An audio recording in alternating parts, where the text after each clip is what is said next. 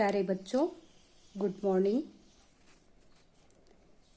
पिछली कक्षा में हमने टेंस के प्रारंभिक भाग की जानकारी प्राप्त की थी कि टेंस क्या होता है, टेंस कितने प्रकार के होते हैं तथा प्रत्येक टेंस के कितने कितने भाग होते हैं। टेंस अर्थात काल, यानी जो समय अभी जो वर्तमान में चल रहा है, भूतकाल जो कि बीत चुका है, और भविष्य काल यानी कि आने वाला कल। और प्रत्येक टेंस के 4-4 भाग होते हैं, ये भी मैं आपको पिछली कक्षा में बता चुकी हूँ। जैसे मैंने आपको बताया था कि प्रत्येक टेंस के 4 भाग कौन से हैं। प्रेजेंट टेंस, प्रेजेंट का indefinite, present continuous, present perfect और प्रेजेंट परफेक्ट कंटिन्यूअस। इसी तरह पास्ट के भी 4 भाग होते हैं और फ्यूचर के भी सेम 4 भाग होते हैं। आज हम इसके आगे वाले भाग का अध्ययन करेंगे। 4 भाग में सबसे पहले होता है इंडेफिनेट। ये तीनों कालों में लागू होता है, भूत, भविष्य और वर्तमान में। इंडेफिनेट इंडेफिनेट का अर्थ होता है ऐसे वाक्य जिनका समय निर्धारित नहीं होता है, अर्थात ये कब से शुरू हुआ, कब खत्म हुआ, इसका निर्धारण हम नहीं कर पाते हैं, इसलिए इसको क्या बोलते हैं, इंडेफिनेट। जैसे कि मैं एग्जाम्पल के तौर पर बताती हूँ आपको, मैं हिंदी बोलती हूँ, आई स्पीक हिंदी। इसमें समय का कोई भान नहीं हो रहा है। दूसरा है कंटिन्यूअस टेंस। कंटिन्यूअस मतलब लगातार, कंटिन्यू, चलते रहना, कार्य जारी रहना, परंतु कब शुरू हुआ, कब खत्म हुआ, ये निर्धारित इस टेंस में नहीं होता है। लेकिन हमें ये पता होता है केवल काम लगातार चल रहा है। जैसे कि मैं फुटबॉल खेल रही हूँ। एग्जाम्पल के तौर पर इसका है, मैं फुटबॉल खेल रही हूँ, आई एम प्लेइंग फुटबॉल। कब से खेल रही हूँ, कब तक खेलूंगी, इसका निर्धारण नहीं है। तीसरा टेंस है परफेक्ट टेंस। परफेक्ट वो टेंस है जिसमें काम पूरा हो चुका है। जैसे एग्जाम्पल के लिए, मैं खाना खा चुकी हूँ, आई हैव ईटन फूड, अर्थात इसमें मैं अपना कार्य पूर्ण कर चुकी हूँ, मैं खाना खा चुकी हूँ, तो ये परफेक्ट टेंस कहलाता है। और चौथा इसका भाग होता है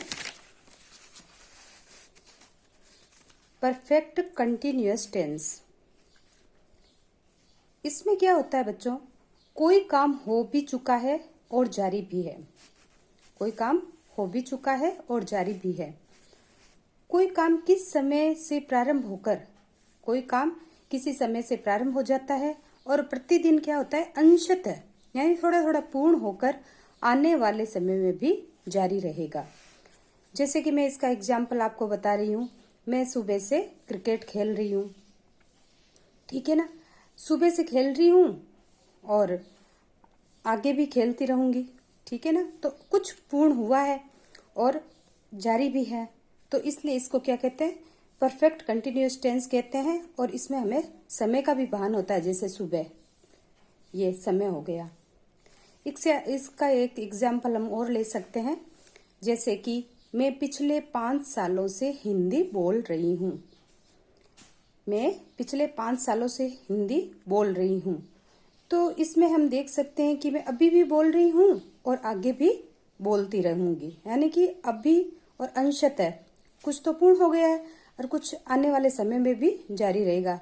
और 5 साल यानी इसमें समय का भी अपने को भान हो रहा है ना, 5 साल ये समय है। तो इस प्रकार से बच्चों इसमें चारों टेंस, इंडेफिनेट, कंटिन्यूअस और परफेक्ट और परफेक्ट कंटिन्यूअस, इन 4 टेंसों के बारे में हमने प्रारंभिक जानकारी प्राप्त की है। अब मैं आपको कुछ बेसिक चीजों के बारे में जानकारी देना चाहती हूँ। टेंस में टेंस करते समय या टेंसों को पढ़ते समय हमें 3 बातों का विशेष रूप से ध्यान रखना पड़ेगा। एक सब्जेक्ट, दूसरा ऑब्जेक्ट और तीसरा वर्ब। वर्ब का अर्थ होता है क्रिया, यानी जहाँ किसी काम का होना या करना पाया जाता है वो क्रिया कहलाती है। इंग्लिश में इसको वर्ब कहते हैं। क्रिया जैसे खाना, पीना, उठना, बैठना, जाना, गाना, ये सब क्रिया के अंतर्गत आता है। और इसके 3 रूप होते हैं। कितने रूप होते हैं? 3 रूप होते हैं। फर्स्ट फॉर्म, सेकंड फॉर्म और थर्ड फॉर्म। ठीक है। इसी तरह से सब्जेक्ट अर्थात व्यक्ति जो करता है, कार्य करने वाला है, उसको अपन सब्जेक्ट कहेंगे। और एक होता है ऑब्जेक्ट, यानी कोई वस्तु। कोई भी वस्तु है या ले सकते हैं अपन स्थान विशेष को भी हम ऑब्जेक्ट के रूप में ले सकते हैं। जैसे मैं इसका एक एग्जाम्पल आपको बताती हूँ। मैं फुटबॉल खेलती हूँ। मैं फुटबॉल खेलती हूँ यानी कि इसमें आई प्ले फुटबॉल, तो आई इसमें सब्जेक्ट हो गया और प्ले यानी खेलना, जो अपन कार्य कर रहे हैं वो वर्ब हो गई, और फुटबॉल इसमें क्या हो गया? ऑब्जेक्ट हो गया। आगे देखिए बच्चों,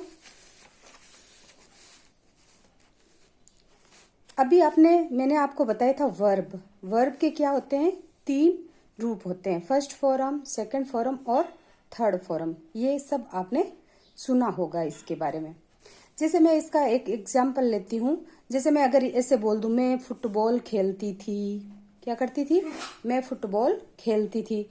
तो इसमें क्या होगा? I played football. I played football. तो इसमें ये जो प्लेड है ये इस वर्ब की सेकंड फॉर्म का प्रयोग हुआ, यानी कि इसमें जो वर्ब की फर्स्ट फॉर्म है वो सेकंड फॉर्म में कन्वर्ट हो गई। ठीक है ना। तो इसमें वर्ब बदलती रहती है, सब्जेक्ट और ऑब्जेक्ट पे कोई फर्क नहीं पड़ता है। यहाँ जैसे सब्जेक्ट चेंज नहीं हुआ, ऑब्जेक्ट भी चेंज नहीं हुआ, ओनली क्या चेंज हुई है? वर्ब चेंज हुई है। ओके बच्चों, अब आगे अपन इनके बारे में जानकारी प्राप्त कर चुके हैं कि अपने 4 पार्ट होते ही हैं। ठीक है। अब आज अपन प्रेजेंट इंडेफिनेट के बारे में थोड़ा अध्ययन करेंगे। देखिए बच्चों, कोई भी वाक्य होते हैं वो 3 प्रकार के होते हैं। कितने प्रकार के होते हैं? 3 प्रकार के होते हैं। सबसे पहले होता है अफर्मेटिव सेंटेंस, जिसको कि सकारात्मक वाक्य बोलते हैं। दूसरा होता है नेगेटिव अर्थात नकारात्मक। और तीसरा होता है इंटरोगेटिव अर्थात प्रश्नवाचक। अफर्मेटिव जो वाक्य होता है वो एक साधारण वाक्य होता है। जैसे कि मैं बोलती हूँ कि राम स्कूल जाता है। राम स्कूल जाता है। मान लो मैं ये उदाहरण ले लेती हूँ कि राम विद्यालय जाता है। तो ये एक सकारात्मक वाक्य होगा। इसी वाक्य को यदि मैं ऐसे कह दूं कि राम विद्यालय नहीं जाता है, तो ये क्या हो गया? नकारात्मक वाक्य हो गया। और इसी को मैं प्रश्नवाचक यानी इंटरोगेटिव में बना देती हूँ, क्या राम विद्यालय जाता है? तो ये क्या हो गया? प्रश्नवाचक। तो किसी भी टेंस का अध्ययन करते समय हमें इन 3 प्रकार के वाक्यों का ध्यान रखना पड़ेगा। कुछ इसके इम्पोर्टेंट रूल्स हैं, उसके बारे में हम पढ़ेंगे। जैसे मैं सबसे पहले आपको उदाहरण देकर इनके बारे में थोड़ा बता देती हूँ। जैसे कोई सेंटेंस है, मैं किताबें पढ़ती हूँ। क्या करती हूँ? मैं किताबें पढ़ती हूँ। ठीक है ना। तो आई रीड बुक्स, इसमें आई क्या हो गया? सब्जेक्ट हो गया, रीड वर्ब हो गया और बुक्स क्या हो गया? ऑब्जेक्ट हो गया। ये हो गया आपका अफर्मेटिव या सकारात्मक वाक्य, साधारण वाक्य। इसी को मैं कह देती हूँ, मैं किताबें नहीं पढ़ती हूँ। मैं किताबें नहीं पढ़ती हूँ। तो इसका क्या हो गया? I do not read books. I do not read books. मैं किताबें नहीं पढ़ती हूँ। और प्रश्नवाचक में क्या हो गया? क्या मैं किताबें पढ़ती हूँ? तो do I read books. Do I read books. अब प्रेजेंट इंडेफिनेट के कुछ नियम हैं जिसका हम अध्ययन कर लेते हैं। सबसे पहले इसमें नियम प्रथम है, इसमें क्या होगा कि वाक्य के अंत में ता है, ती है, ते है इत्यादि आते हैं। जैसे कि मोहन बाजार जाता है, सीता कपड़े धोती है, ठीक है ना। तो ये ता है, ती है वाक्य के अंत में आते हैं। दूसरा नियम इसमें क्या होता है, इसमें मेन वर्ब, मैंने आपको 3 वर्बें बताई थी, फर्स्ट फॉर्म, सेकंड फॉर्म और थर्ड फॉर्म। उसको मुख्य क्रियाएं कहते हैं, मेन वर्ब कहते हैं। उसकी फर्स्ट फॉर्म का प्रयोग होता है। जैसे मान लो मैंने आपको उदाहरण दिया था, मैं किताब पढ़ती हूँ, तो वाक्य के अंत में क्या आ गया, ता है, ती है, ते है आ गया है ना, कुछ भी आ सकता है इसमें। और आई रीड बुक, तो ये रीड है, ये मेन वर्ब की क्या है, मेन वर्ब की फर्स्ट फॉर्म है, मेन वर्ब की फर्स्ट फॉर्म है। तो इसमें मेन वर्ब की फर्स्ट फॉर्म का प्रयोग होता है। तीसरा रूल देखिए इसमें कि यदि वाक्य थर्ड पर्सन सिंगुलर नंबर हो तो मेन वर्ब की फर्स्ट फॉर्म के साथ एस या ई एस का प्रयोग होता है। तो मेन वर्ब की फर्स्ट फॉर्म के साथ एस या ई एस का प्रयोग होता है। अब आप सोचोगे कि ये थर्ड पर्सन क्या है, थर्ड पर्सन सिंगुलर नंबर क्या है। तो मैं आपको इसके बारे में कुछ जानकारी देना चाहूंगी कि पर्सन का अर्थ होता है पुरुष, और पुरुष क्या होते हैं, 3 प्रकार के होते हैं। एक फर्स्ट पर्सन, एक होता है सेकंड पर्सन और एक होता है थर्ड पर्सन। मैंने बोला अभी थर्ड पर्सन। तो फर्स्ट पर्सन में कौन आता है, आई और वी, ये फर्स्ट पर्सन होते हैं, है ना। हिंदी में या संस्कृत में इसको तुम पुरुष भी बोलते हैं, आई और वी। सेकंड पर्सन यू होता है, क्या होता है, सेकंड पर्सन यू होता है। और थर्ड पर्सन में ये होता है ही, सी, इट और दे, ये चारों थर्ड पर्सन में आते हैं। लेकिन थर्ड पर्सन का सिंगुलर मतलब सिंगुलर का अर्थ होता है एक वचन। सिंगुलर का अर्थ क्या होता है, एक वचन। तो एक वचन जहां थर्ड पर्सन में एक वचन जो होता है, एक वचन में कौन कौन आएगा, ही, सी और इट, ये एक वचन में आएंगे। तो इनके साथ अपन क्या करेंगे, एस या एस का प्रयोग करेंगे, दे के साथ नहीं करेंगे। दे चूंकि एक वचन नहीं है, ये प्लूरल है, इसलिए इसके साथ अपन एस या एस का प्रयोग नहीं करेंगे। कुछ आपको बता भी देती हूँ इसमें कि कौन सा सिंगुलर होता है फर्स्ट पर्सन का और कौन सा प्लूरल होता है। इसी तरह सेकंड पर्सन का भी और इसी तरह से थर्ड पर्सन का भी। जैसे फर्स्ट पर्सन में सिंगुलर होता है आई या मैं और मैंने, और इसी का प्लूरल क्या बन जाता है, वी यानी हमने। और सेकंड पर्सन यू होता है, इसका प्लूरल भी क्या होता है, यू ही होता है। और जो थर्ड पर्सन होता है उसका सिंगुलर क्या होता है, ही, सी, इट, यानी वह, अब उसने, ये वाले जो होते हैं ये सारे सिंगुलर होते हैं। सिंगुलर को कहते हैं एक वचन, सिंगुलर क्या होता है, एक वचन होता है। और इसी का प्लूरल यानी बहुवचन क्या हो जाता है, दे होता है। तो मैंने आपको कहा है कि सिंगुलर के साथ क्या होगा, एस या एस का प्रयोग होगा। दे जहां आएगा उसके साथ हम मेन वर्ब की जो फर्स्ट फॉर्म होगी उसके साथ एस या एस का प्रयोग नहीं करेंगे। तो मैंने अभी आपको बताया था कि मेन वर्ब की जो फर्स्ट फॉर्म होती है ना, उसके साथ एस या एस का प्रयोग कहाँ करेंगे, जहां वाक्य क्या होगा, सिंगुलर नंबर होगा, थर्ड पर्सन सिंगुलर नंबर होगा।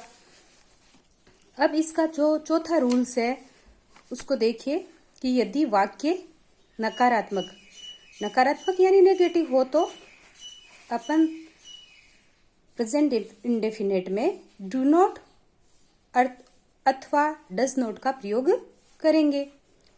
डू नॉट अथवा डज नॉट का प्रयोग करेंगे। जैसे मैंने अभी नकारात्मक वाक्य आपको एक उदाहरण देके बताया था कि जैसे है कि मैं किताबें नहीं पढ़ती हूँ, तो यहाँ आपने प्रयोग कर दिया I do not read books.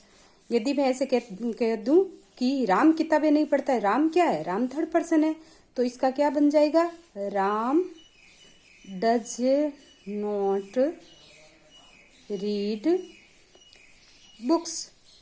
तो राम क्या है, यहाँ पे थर्ड पर्सन है, तो अपने क्या डज, डू के साथ एस या एस का प्रयोग कर दिया।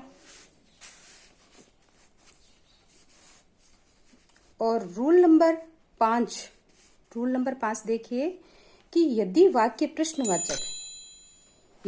क्या हो, प्रश्नवाचक हो, तो डू और डज वाक्य में सबसे पहले आ जाता है। जैसे मैंने अभी आपको एक प्रश्नवाचक बताया भी था यहाँ पे कि क्या मैं किताबें पढ़ती हूँ, तो डू आई रीड बुक।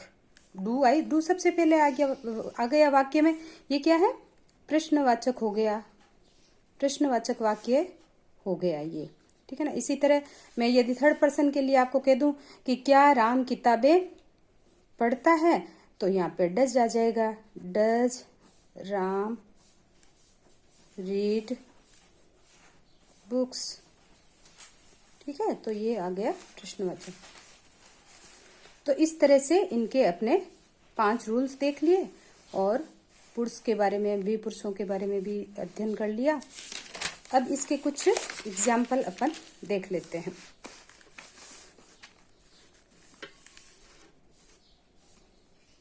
देखिए एग्जाम्पल नंबर 1 देखिए,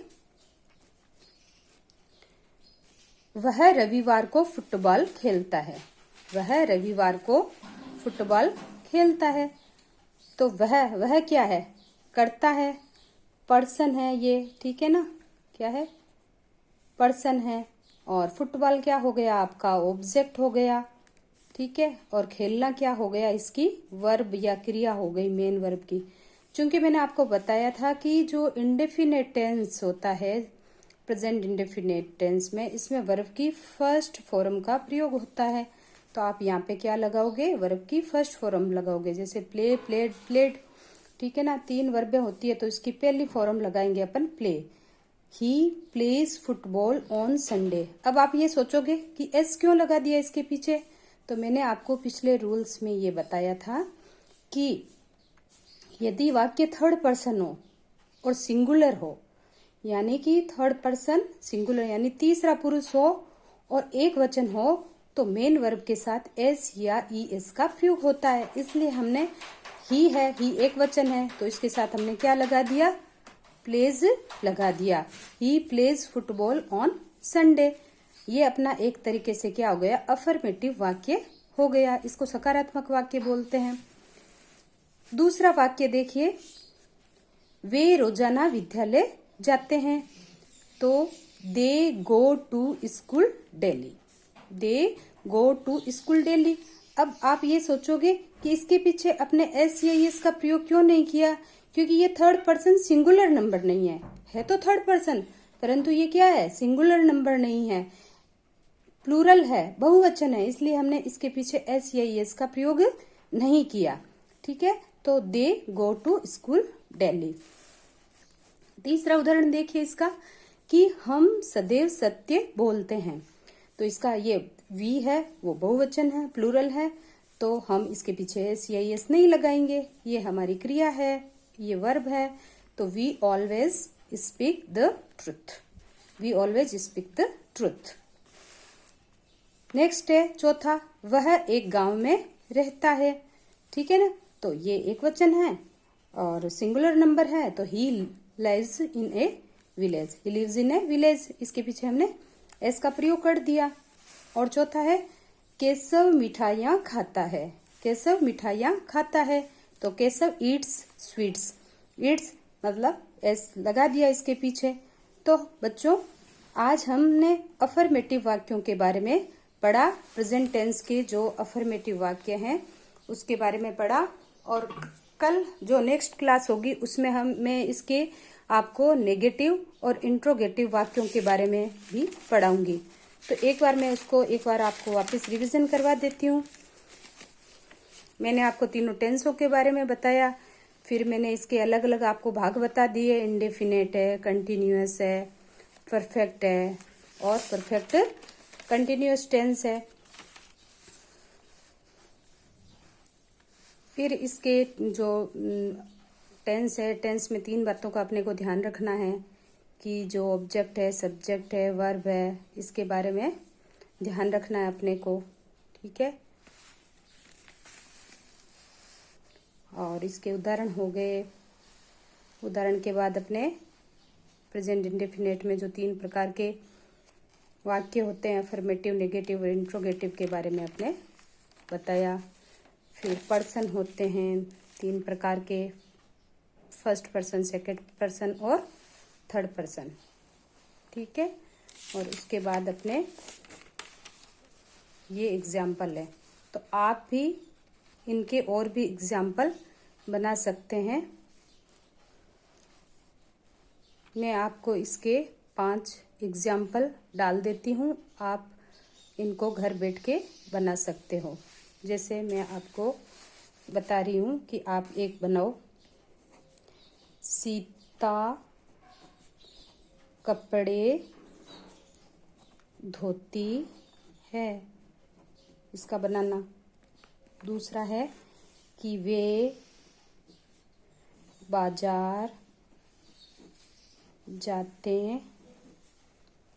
हैं। तीसरा लिखो, पिताजी अखबार पढ़ते हैं। चौथा है, मोर नाचते हैं। और 5वां है, माताजी खाना पकाती है। इन 5 सेंटेंस को आप बना के देखना, ये सिंपल है और अफर्मेटिव सेंटेंस है। कौन से हैं? सीता कपड़े धोती है, वे बाजार जाते हैं, पिताजी अखबार पढ़ते हैं, मोर नाचते हैं, माताजी खाना पकाती है। इनका ध्यान रखते हुए बनाना। सबसे पहले ये जो अफर्मेटिव जो सेंटेंस मैंने आपको बताया था, जो सकारात्मक वाक्य होते हैं, इसमें सबसे पहले क्या होगा, आप सबसे पहले सब्जेक्ट का प्रयोग करोगे। ठीक है, सब्जेक्ट यानी कर्ता। ठीक है, उसके बाद आप लोगे मेन वर्ब की फर्स्ट फॉर्म। ठीक है, फिर लोगे आप ऑब्जेक्ट। और मेन वर्ब की फर्स्ट फॉर्म में ये भी ध्यान रखना, यदि वाक्य एक वचन है, जो कर्ता एक वचन है, तो उसके साथ आप क्या करोगे, एस या एस का प्रयोग करोगे, और बहुवचन है तो नहीं करोगे। ऐसे करते हुए आप इनके वाक्य बनाना। अगली क्लास में हम इनके नकारात्मक और प्रश्नवाचक वाक्य बनाना सीखेंगे। आज की अपनी क्लास यहीं तक है। थैंक्स।